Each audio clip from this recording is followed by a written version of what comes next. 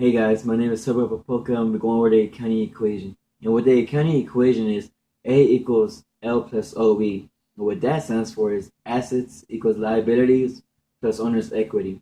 This is a basic and fundamental equation in the accounting world. This is used mainly in general ledgers. What general ledgers do, they make the financial statements such as expense reports, cash flows, loan payments, and so on. And what these financial reports do is they make a company's quarterly and annual report. And as you can tell, this equation by itself plays a very keen role in the accounting world. So what I'm gonna be doing is trying to break down the equation itself, make it has so like make it simple for I guess for you to understand.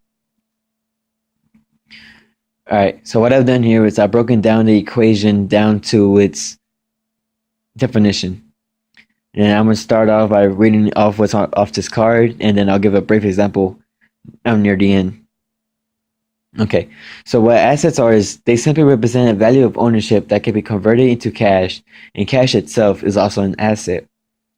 And what a liability is, it's an application of somebody or something has providing a service or economic benefit, such as borrowing from people or banks. And owner's equity is the investment you or the shareholders put into the company. And when you're talking about a corporation, the OE turns into a C, which stands for capital. So practically, capital means the same thing as OE. It just depends on what you're talking about. I've come up with a brief scenario showing how these three things can occur in your everyday life. All right, so suppose you want to go sell candy at your school. So you go out and buy $15 worth of candy. Well, since you bought the candy, you now own $15 worth of candy. And this is now an asset because not only do you own it, but you plan to make a profit out of it. So right off the bat, you have $15 worth of candy, which is your asset. So your asset will equal $15. Now, for a liability, let's say out of the $15 you spend on the candy store, only $10 of it was from your own actual wallet. And that right there would be your owner's equity. Reason being is you invested into the company yourself. Like that was your money from your own pocket. You invested inside your business. So yeah, that's owner's equity, investing practically. So your owner's equity would be $10. Now, and for the extra $5 your friend pitched in, well, now your friend there is a liability because he lent you $5. So now you owe him $5 once you make a profit out of the candy. So your asset is $15. Your liability is $5 because you owe your friend $5 for lending you the money. And your owner's equity is $10 because $10 you put up from your own pocket to start off the business. And yeah, that's pretty much like in a simple explanation of how it works.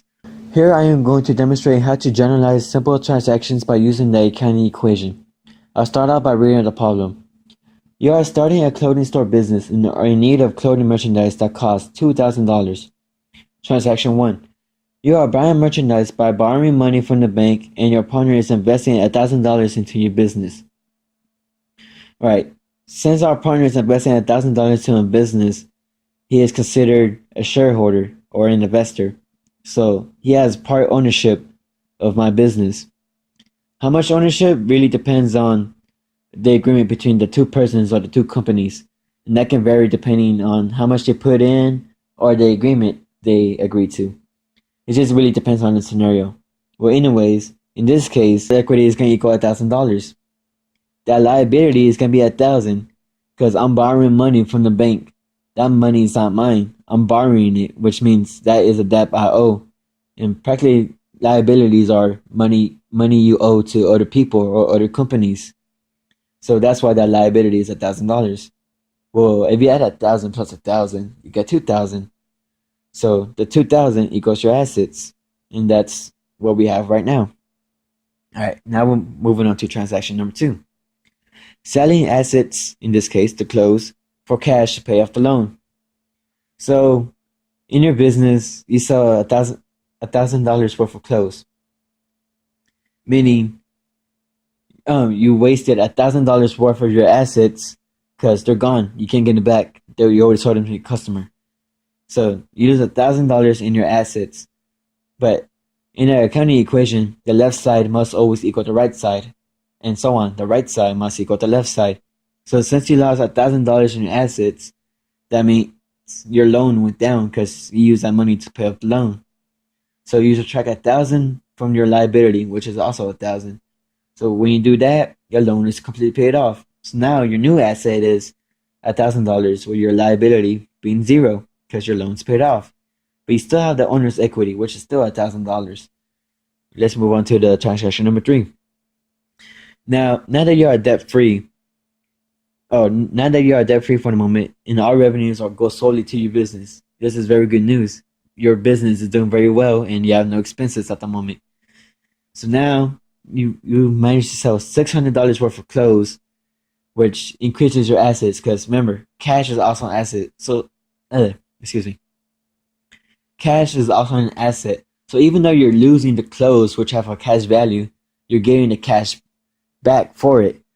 So you're losing the clothes, but you're getting the cash for it. So that's why your asset goes up. I'm going up to $1,600. And since you made a revenue of $600, your partner also gets a cut.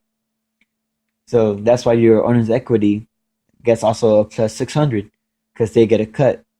And the left side must always equal the right side. So now you have 1,600 on the left side and 1,600 on the right side. And practically this is all what it is.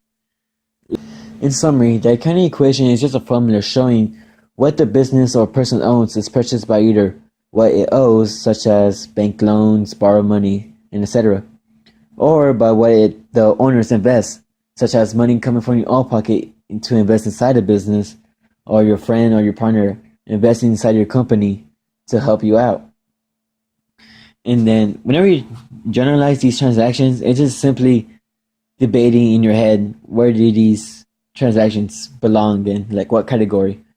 Like if you have an expense of $50 for the electric bill, that electric bill is going to fall under liabilities because you owe the electric company $50. So you owe them, which is a liability. But let's say, in summary, the accounting equation is just a formula showing,